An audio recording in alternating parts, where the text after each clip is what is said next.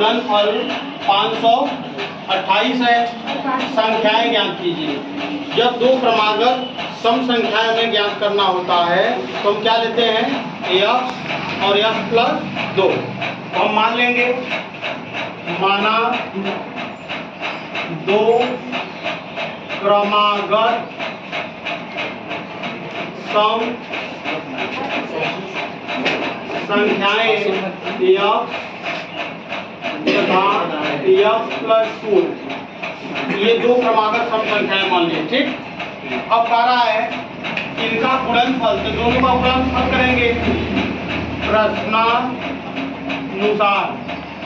कह रहा है दो क्रमागत सम संख्याओं का गुणनफल 528 है, तो एक संख्या x है, दूसरी संख्या x प्लस 2 है, तो हम दोनों का क्या करेंगे, गुणा करेंगे।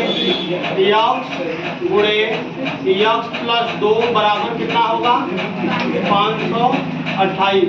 गुणा करिए, x का x में गुणा करेंगे x स्क्वायर, फिर प्लस x का 2 में गुणा करेंगे 2x बराबर 528।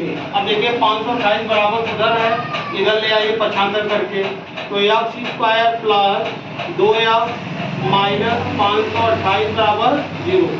अब देखिए ये द्विघात समीकरण बन गया, x square plus 2x minus 528 बराबर 0।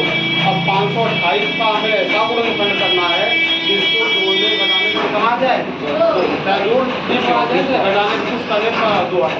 तो हम सबसे पहले क्या करेंगे, 528 का फैक्टर कर लेते हैं, गुणनखंड कर लेते हैं। 2 काटते कितना आएगा, 2 दूनी 4, 2 छक्के 12, 2 चौके 8, फिर 2 से काटिए, 2 एक क्या, 2 तिहाई, 2 दूनी 4, फिर 2 से काटिए, 2 छक्के 12, 2 छक्के 12, फिर 2 से काटिए, 2 तिहाई, 2 तिहाई, फिर 3 से काट दीजिए, 3 एक क्या, 3 3 एक क्या, 3 11 तिया 11 क्या 11।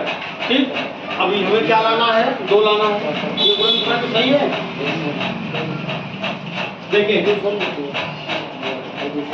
11 तिया 35, 2 दूनी 4 दूनी 8 दूनी 16, 11 दूना 22 और 8 तिरी 24। ये गुणनखंड हो जाए क्या, x square plus 24 minus 22 x minus 528 बराबर 0। ठीक, अब हम इसको मिटा देते हैं।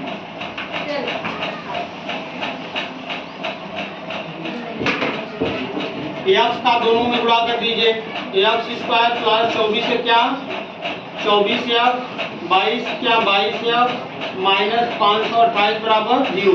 अब देखिए इसमें तो x कॉमन हो जाएगा। ठीक है, अब इसमें इसको क्या लिख सकते हैं, 22 गुणे 24 लिख सकते हैं। तो x कॉमन ले, इन दोनों में x कॉमन ले लेंगे, तो यहाँ x स्क्वायर है, एक x बचेगा और यहाँ क्या बचेगा 24, और यहाँ से माइनस 22 कॉमन ले लेंगे, तो यहाँ x बचेगा और फिर माइनस जो है प्लस हो जाएगा और 22 निकल जाएगा, क्या बचेगा 24 बराबर 0। अब हम दोनों में क्या कॉमन हो रहा है, x प्लस 24 और क्या हो रहा है x माइनस 22 बराबर 0। अब हम जब लेंगे, जब x माइनस 22 बराबर 0, x बराबर माइनस 22 पक्षांतर कर दिए, क्या हो गया प्लस 22, और फिर जब x प्लस 24 बराबर 0 लेंगे तो ये प्लस 24 पक्षांतर करेंगे, क्या होगा माइनस 24। तो ये ऋणात्मक हो गया, क्या है ऋणात्मक। अब ये जब ऋणात्मक संख्या है तो हमें तो धनात्मक संख्या लेना है, तो इसको छोड़ देंगे, क्या लेंगे x बराबर 22। तो यही सम संख्याएं क्या हो जाएंगी, दो क्रमागत सम संख्याएं 22 और कितनी हो गया, यहाँ में देंगे 22 और 2 24। ठीक है, ये आपका आंसर।